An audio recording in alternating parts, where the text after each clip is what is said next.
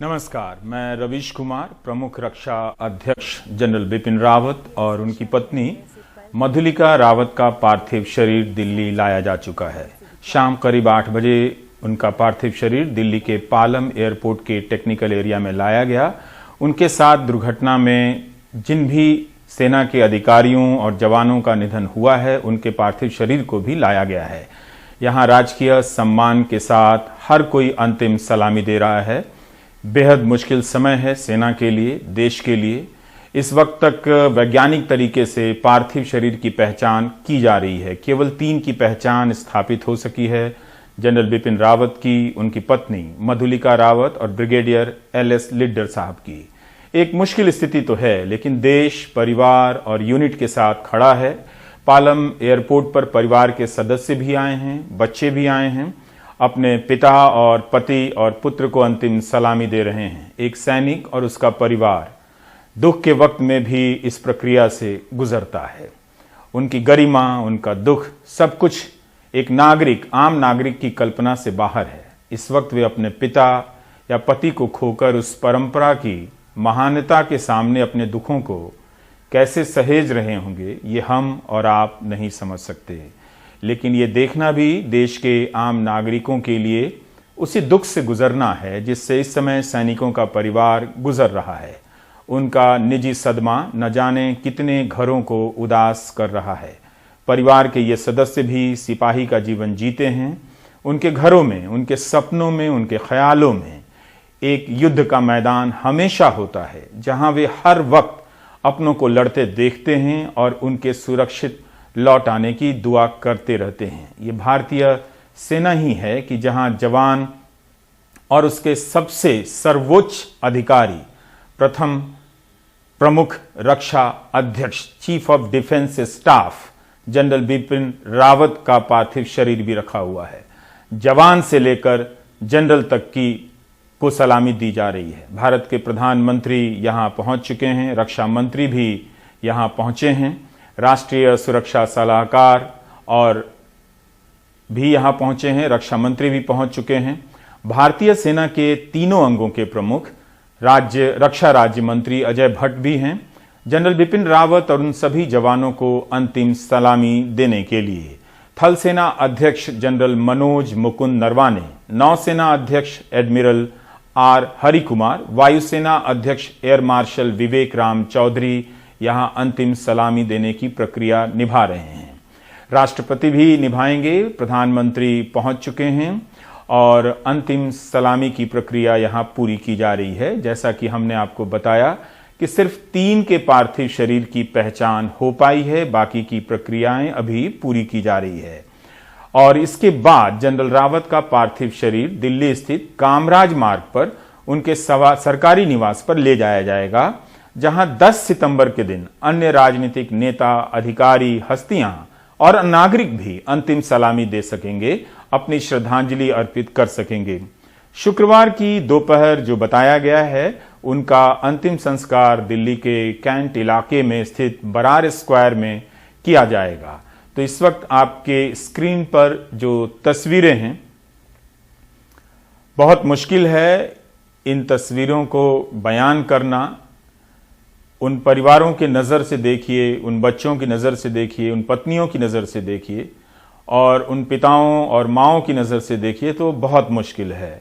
और हम समझते हैं कि ये एक ऐसी दुर्घटना है जिसने भारतीय सेना के सर्वोच्च पद को खाली किया है और एक रणनीतिक खालीपन भी इस दुर्घटना के चलते आई है। और ये बात भी हो रही है कि एक अनुभवी जनरल के इस तरह से दुर्घटनाग्रस्त होने के बाद जो शून्यता उभरी है, उस शून्य को कौन भरेगा, किस तरह से भरेगा? वो एक दुख है, वो एक ऐसी चीज है जो कभी खाली नहीं रह सकती, जिसे कभी किसी भी वक्त नजरअंदाज नहीं किया जा सकता। इन सब चुनौतियों के बीच इस प्रक्रिया से गुजरना, अपने जनरल को विदा करना, अपने सिपाहियों को विदा करना आसान नहीं है। और जो भी यहां पर परिवार के बच्चे हैं, आप उनकी उम्र देख रहे हैं। ब्रिगेडियर LS लिड्डर, इनकी भी पहचान हो चुकी है, हम इनके बारे में भी बताने का प्रयास करेंगे।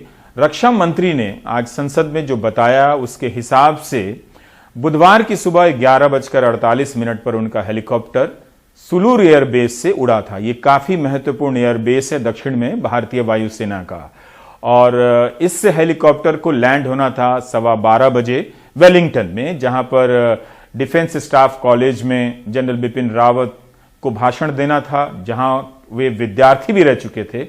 लेकिन वहां लैंड करने से ठीक 7 मिनट पहले 12:08 पर हेलीकॉप्टर का संपर्क टूट गया और क्रैश कर गया। ब्रिगेडियर एलएस लिड्डर का मेजर जनरल रैंक के पद पर प्रमोशन भी हुआ था और जल्दी ही वे इस पद पर तैनात किए जाने वाले थे।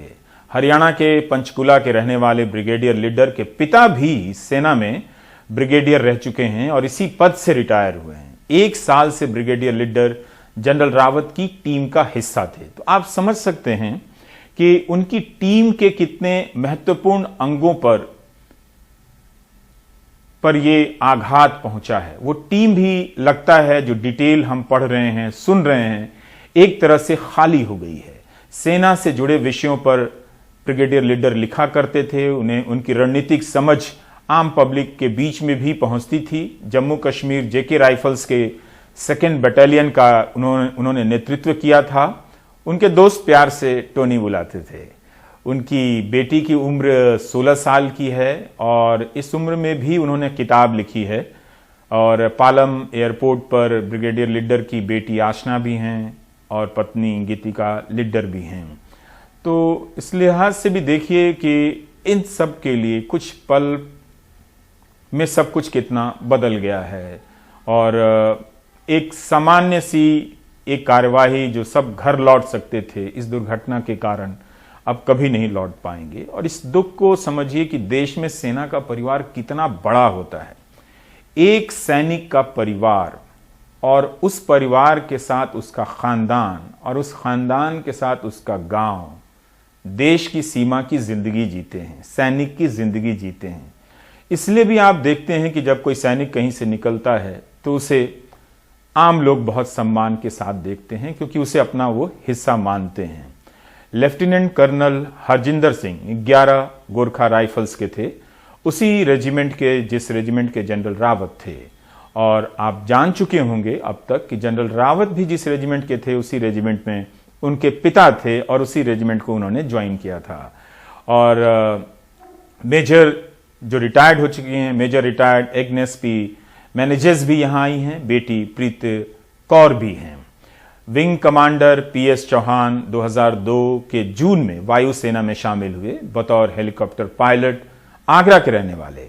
स्क्वाड्रन लीडर कुलदीप 2015 में शामिल हुए, राजस्थान के घरदाना खुर्द के रहने वाले। JWO RP दास फ्लाइट इंजीनियर हैं, ओडिशा के अंगुल के रहने वाले।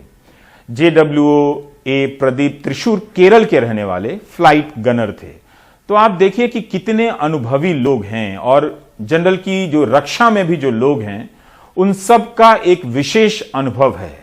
निशानेबाजी में या बिना हथियार के लड़ने में ये सामान्य सैनिक कमांडो नहीं है। हवलदार सतपाल राय का पार्थिव शरीर भी यहां है। 2002 में सेना में भर्ती हुए सियाचिन, नौशेरा, नागालैंड और मणिपुर में वे अपनी सेवाएं दे चुके हैं। हवलदार सतपाल राय के पुत्र भी सेना में हैं।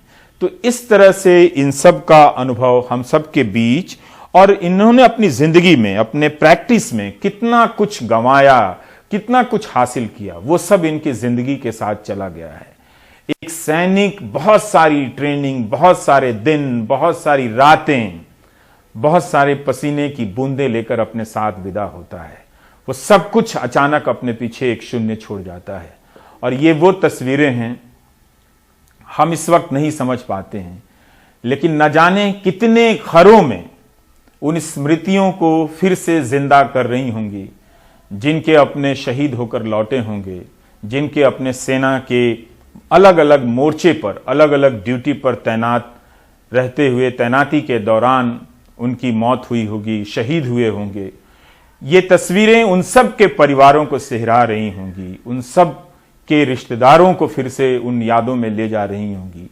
आसान नहीं है। ये सेना का अपना एक राजकीय सम्मान देने का तरीका है, लेकिन इसके बाद भी इससे जो स्मृतियां उभर रही हैं वो आम नागरिकों के साथ साथ उन तमाम सैनिक परिवारों को विशेष रूप से छू रही हैं जो आज हमारे बीच नहीं हैं, जो बहुत पहले, इससे पहले भी अलग अलग मोर्चों पर शहीद हो चुके हैं। लांस नायक विवेक कुमार भारत चीन सीमा पर तैनाती दे चुके हैं। जम्मू कश्मीर में भी उन्होंने सेवा दी। नायक गुरसेवक भी नजदीक की लड़ाई में, जो करीब का जो कॉम्बैट होता है, जिसमें धक्का मुक्की होती है, मुक्केबाजी होती है, उसके बड़े ये माहिर होते थे, माने जाते थे। और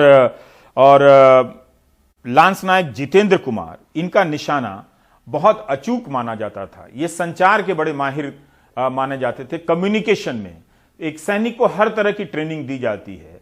लांस नायक बीएसआई तेजा मार्शल आर्ट्स में दक्ष थे। तो जो जनरल के साथ जो टीम है वो हर तरह की परिस्थितियों में लड़ने वाली, मुकाबला करने वाली। कई आम लोग सोचते होंगे कि कोई एहतियात नहीं बरता गया होगा, ऐसा नहीं है, ऐसा हो ही नहीं सकता। जनरल बिपिन रावत सामान्य सैन्य अधिकारी नहीं है, पूरी एक टीम है जो उनके साथ ब्रिगेडियर से लेकर आप जवानों का जो आप परिचय सुन रहे हैं उससे पता चल रहा है कि उनके आसपास कितनी चाक चौबंद व्यवस्था थी।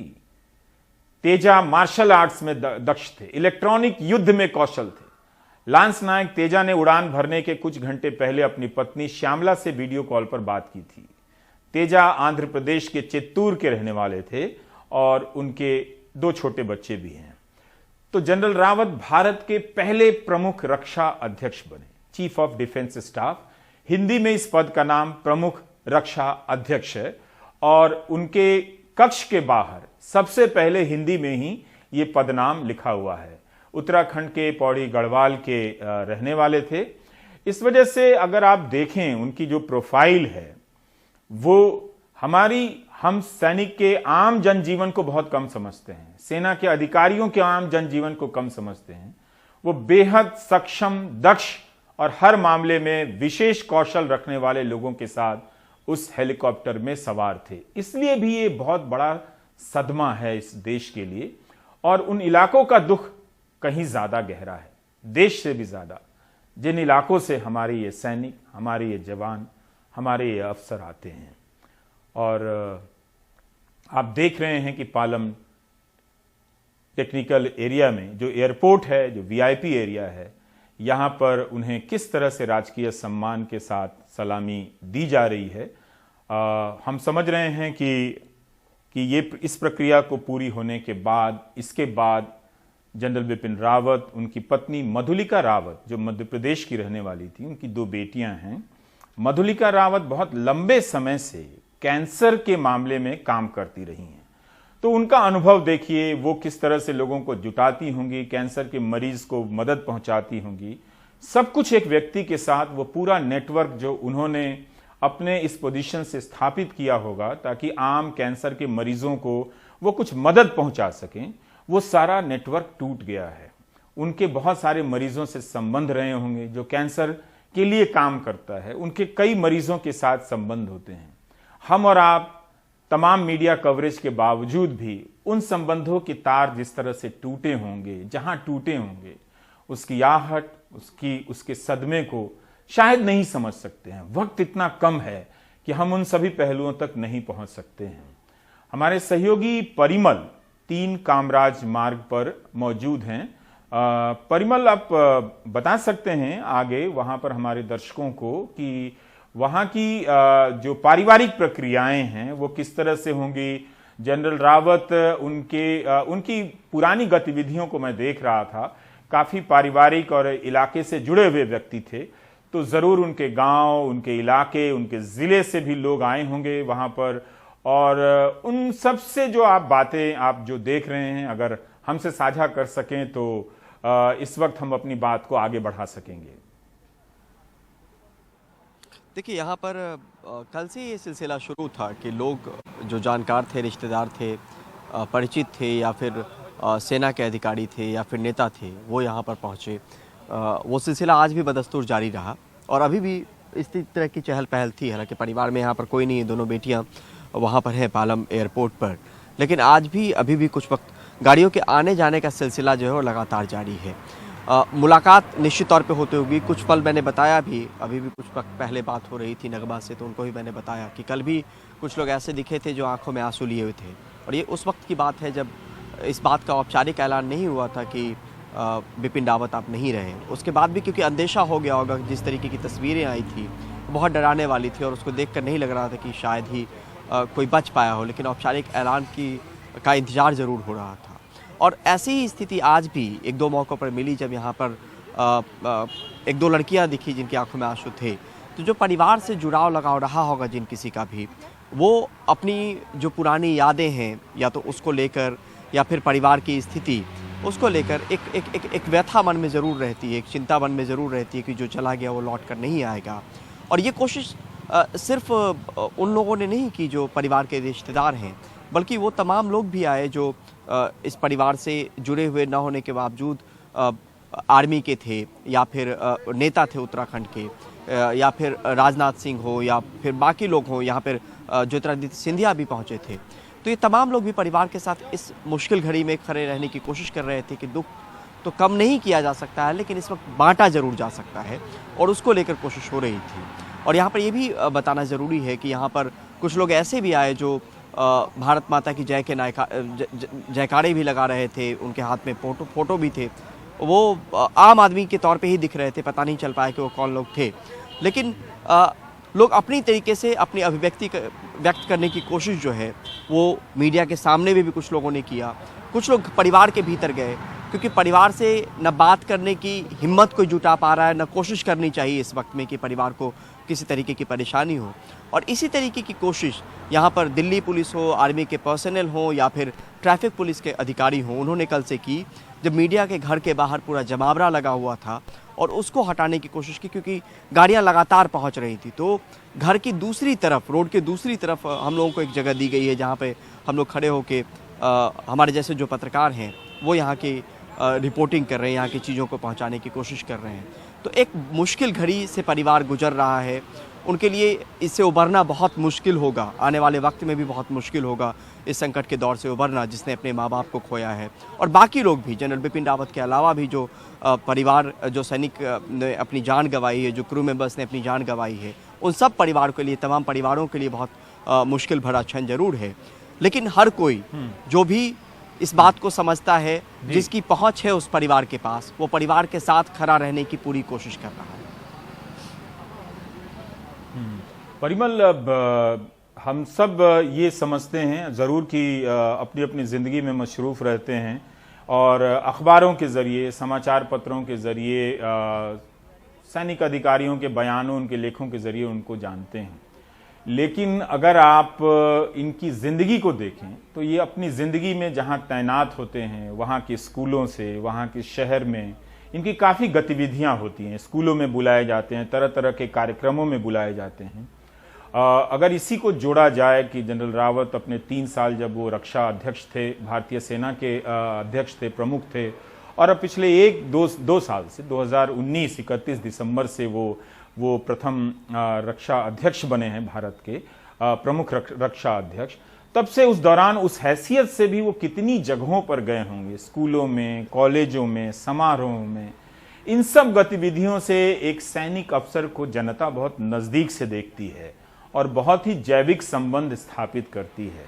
वो व्यक्तिगत रूप से उसे नहीं जानती, उसे एक संस्था के प्रतिनिधि के रूप में जानती है और अपना राब्ता कायम करती है। और यही वजह है कि जो लोग उन्हें नज़दीक से नहीं जानते हैं, उन लोगों को भी लगता है कि वो नज़दीक से ही जानते हैं और उन्हें काफ़ी जानते हैं। तो ये समझा जा सकता है कि उनके भीतर ये आ रही हो भावना कि चला जाए, परिवार के साथ खड़ा रहा जाए। तमिलनाडु से भी इसी तरह की खबरें आई कि जब एम्बुलेंस से पार्थिव शरीर दिल्ली की तरफ रवाना किया जा रहा था तो रास्ते में बहुत सारे लोग तिरंगा झंडा लेकर आ गए, भारत माता की जय के नारे लगाने लगे और हौसला बढ़ाने लगे। वो एक अपनी तरफ से वो श्रद्धांजलि देते हैं, अपना हक और अपना हिस्सा हक अदा करते हैं और अपना हिस्सा भी अदा करते हैं कि वो भी इसी का हिस्सा हैं, इसी से सैनिक निकलते हैं। और आप देखिए कि जब आज किसान आंदोलन ने अपने आंदोलन की समाप्ति की औपचारिक घोषणा की तो एक बात विशेष रूप से रेखांकित किया कि 10 तारीख को जब जनरल रावत का अंतिम संस्कार होगा, आंदोलन की वापसी का कोई जश्न नहीं बनेगा, कोई जश्न नहीं मनाया जाएगा, क्योंकि किसान जानते हैं कि उन्हीं के खेतों से अनाज भी निकलता है और उन्हीं के खेतों से, उन्हीं के घरों से एक सैनिक भी निकलता है। तो वो इस बात को समझता है। इसीलिए अब हम आगे थोड़ा सा बढ़ रहे हैं। कई लोग कयास लगा रहे हैं कि दुर्घटना कैसे हुई होगी। ये बिल्कुल जायज बात है। एक इतने बड़े जनरल का हेलीकॉप्टर दुर्घटनाग्रस्त हुआ है, लेकिन हम सबको विश्वास रखना चाहिए कि ऐसा नहीं है कि इसकी जांच के तमाम पहलुओं पर किसी की नजर नहीं होगी। रक्षा मंत्री ने कहा भी है कि समयबद्ध तरीके से इसकी जांच कराई जाएगी। ब्लैक बॉक्स भी मिल गया है। 7 मिनट पहले इस हेलीकॉप्टर का संपर्क जहां उतरना था उससे टूटता है और यह क्रैश कर जाता है। एक तस्वीर उसी वक्त वायरल होती है जो क्रैश से ठीक पहले की है। हालांकि वायुसेना ने इसकी पुष्टि नहीं की है। हम समझ भी सकते हैं कि इस वक्त वायुसेना के पास इस काम के लिए तो वक्त नहीं होगा, लेकिन तस्वीर और दुर्घटना की जगह काफी मेल खाती है। स्थानीय जॉय राइड ट्रेन की जो छोटी पटरियां हैं वो भी दिख रही हैं। हमारे सहयोगी निहाल केदवई ने चश्मदीदों से बात की है ताकि समझा जा सके कि क्या हुआ होगा।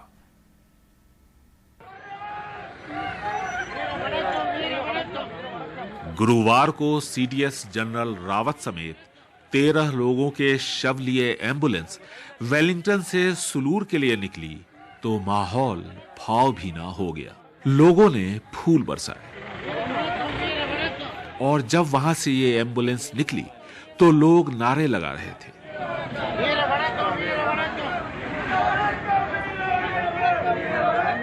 श्रद्धा सुमन अर्पित कर रहे थे।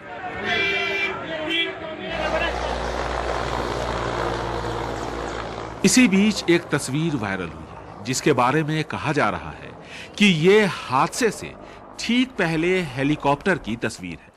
यहां पर हेलीकॉप्टर का उड़ान भरना नई बात नहीं है, लेकिन शायद डगमगाते हेलीकॉप्टर और इससे आती अजीब सी आवाज ने लोगों का ध्यान खींचा।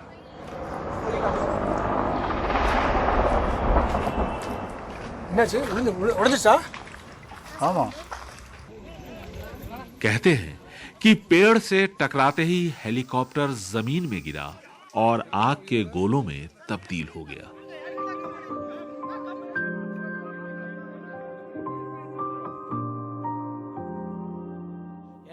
शिव कुमार का दावा है घटना के फौरन बाद उसने कुछ लोगों को वहां गिरे हुए देखा। इनमें से एक ने उससे पानी मांगा, लेकिन वहां पानी नहीं था। 2-3 घंटे बाद जब पुलिस ने फोटो दिखाई तब उसे पता चला कि जिसने पानी मांगा था वो देश के पहले सीडीएस थे।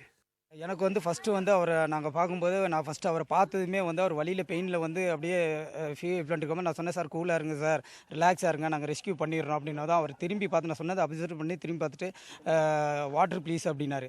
ஏன்னா அவர் இருந்த இடம் வந்து ரொம்ப டீப்பாக இருந்தாலும் நம்ம எமர்ஜென்சியாக மேலே வந்து தண்ணி கொண்டு போக முடியல. உடனடியாக எங்கள் இன்ஸ்பெக்டர் என்ன பண்ணிட்டாருன்னா கத்தியும் வாங்கிட்டு வந்துட்டு இந்த பெட்ஷீட் இதெல்லாம் கொண்டு வந்து அவரை தூக்கி நாங்கள் அந்த சீட்டில் பெட்ஷீட்டில் உட்கார வச்சு மேலே வந்து ரெஸ்கியூ பண்ணி தூக்கிட்டு வந்துட்டோம்.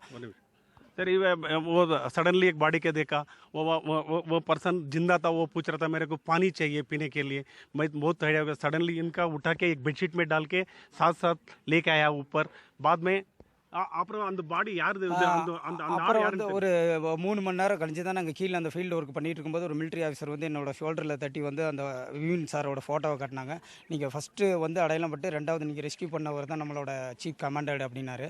அது வந்து எனக்கு ரொம்ப ஃபீல் ஆயிடுச்சு. ஏன்னா और ये बोल रहा, शिव कुमार बोल रहा था वो बॉडी का दिखाया। सेकंड बॉडी के लेने के समय वो 3 घंटा के बाद में पता चला, एक मिलिट्री ऑफिसर ने बोला इनका ये फोटो दिखा के यही है रावत साहब। नीलगिरी की ये वादियां अपनी खूबसूरती के लिए जानी जाती हैं, लेकिन अब इस हादसे के लिए भी जानी जाएंगी, जिसमें देश के पहले सीडीएस बिपिन रावत के साथ साथ 13 लोगों की मौत हो गई। कुन्नूर से कैमरामैन गोविंद मूर्ति के साथ निहाल किदवई, एनडीटीवी इंडिया। और अब सबकी नजर ग्रुप कैप्टन वरुण सिंह पर भी है। उनकी सलामती के लिए प्रार्थनाएं की जा रही हैं। उनके साथ जो पढ़े हैं वो सब इस वक्त आहत हैं।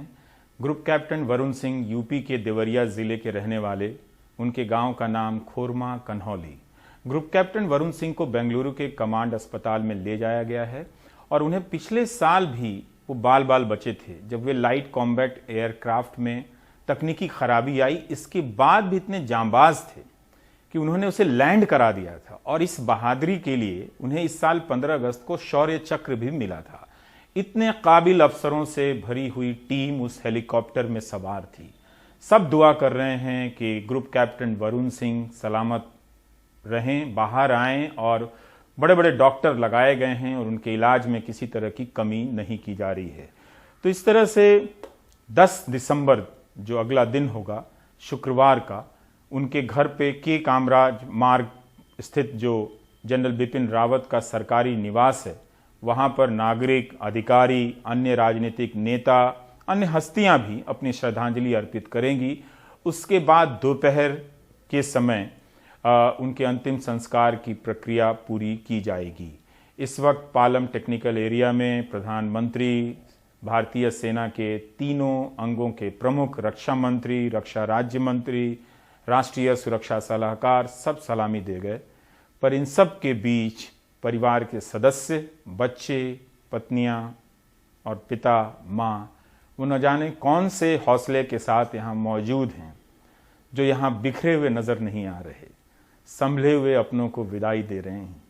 ये आसान नहीं है उसका सामना करना और ये उतना ही मुश्किल है इसे लाइव टेलीविजन पर देखना। हम समझ सकते हैं कि आप सबके भीतर भी किस तरह की भावनाएं उमड़ रही होंगी। एक ब्रेक ले लेते हैं।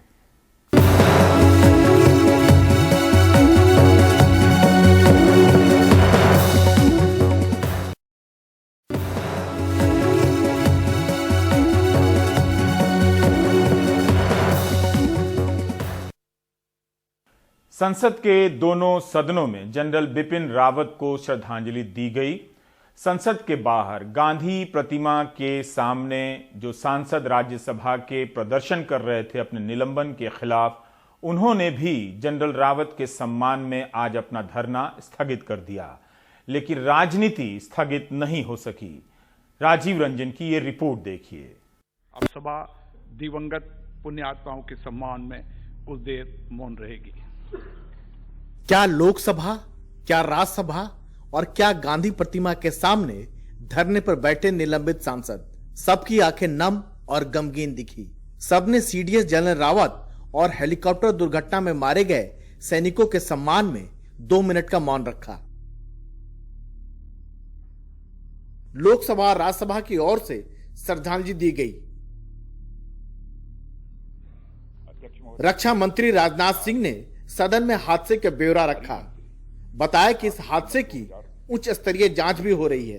मिलिट्री हेलीकॉप्टर, इस दुर्घटना के संबंध में इंडियन एयरफोर्स द्वारा एयर मार्शल मानवेंद्र सिंह की अध्यक्षता में एक ट्राई सर्विस इंक्वायरी के भी आदेश दे दिए गए हैं।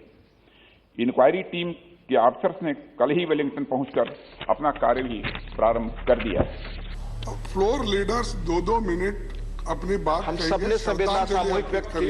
हम सबने सामूहिक। वहीं विपक्ष ने जनरल रावत की याद में बोलने की मांग की, लेकिन राज्यसभा में इसकी इजाजत नहीं मिली।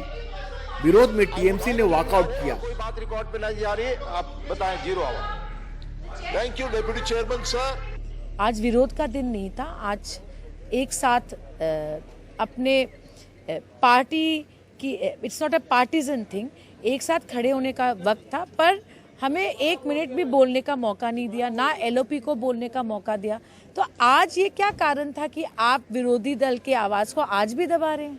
पूरा देश शौक मना रहा है, उस पर भी आपने ऑपोजिशन को नहीं बोलने दिया। ये गलत है, क्योंकि ये सरकार तानाशाह है, ये ऐसे ही चलाना चाहती है विदाउट ऑपोजिशन। ये बहुत अनफॉर्चुनेट है। विपक्ष की ओर से हर चीज पर सवाल खड़े करना और नकारात्मक दिशा में बोलना, ये विपक्ष का स्वभाव बन गया। ये नहीं होना चाहिए, मैं आपको बताऊं।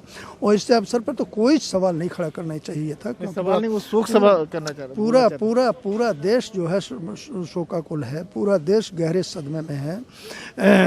तो इस समय तो किसी भी प्रकार का सवाल उठाना उचित नहीं था। उधर पिछले बुधवार से गांधी प्रतिमा के सामने बैठे निलंबित सांसदों ने एक दिन के लिए धरना स्थगित कर दिया। आज जो धरना सस्पेंड करने का है, कंसिडरिंग कल एक बहुत बड़ी ट्रेजेडी देश के लिए हुई है, हमारे फर्स्ट CDS की उसमें जान गई है। We pay tribute to him and his service to the nation and all of them who lost their lives yesterday. Rise in their places and observe silence as a mark of respect to the memory of the departed. General Rawat के शोक में संसद डूबी दिखी, लेकिन शोक की ये घड़ी सबको जोड़ने का काम कर सकती थी। अगर सरकार ने विपक्ष को कुछ कहने का मौका दिया होता तो ये टकराव कुछ कम हो सकता था, जो बीते कई दिनों से जारी है। यानी गतिरोध तोड़ने का एक सुनहरा अवसर सरकार ने खो दिया। नई दिल्ली में हिमांशु शेखर के साथ राजीव रंजन, NDTV इंडिया।